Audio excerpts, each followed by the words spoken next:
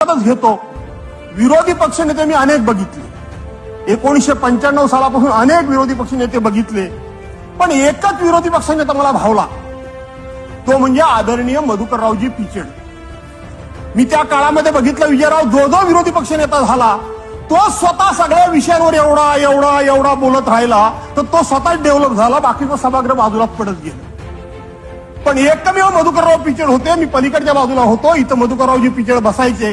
ते कधी माननीय आर पाटलांना बोलायला द्यायचे, कधी जयंतराव पाटलांना बोलायला द्यायचे, कधी माधवराव किनळकरांना बोलवायला द्यायचे, कधी बबनराव पाचपुतेंना बोलायला द्यायचे, कधी त्या ठिकाणी आमचे रायबांजी जाधव त्यांना बोलायला द्यायचे. द्यायचे की नाही प्रत्येक विषयावर. पण त्यानंतरचा प्रत्येक विरोधी पक्षनेता मी बघितला, प्रत्येक विषयावर आपणच तास दीड तास बोलायला तो त्या ठिकाणी स्वतःच वेळ घेतो. सभागृहातली नवीन पिढी तयार कुणी करायची? नवीन पिढी तयार करण्याची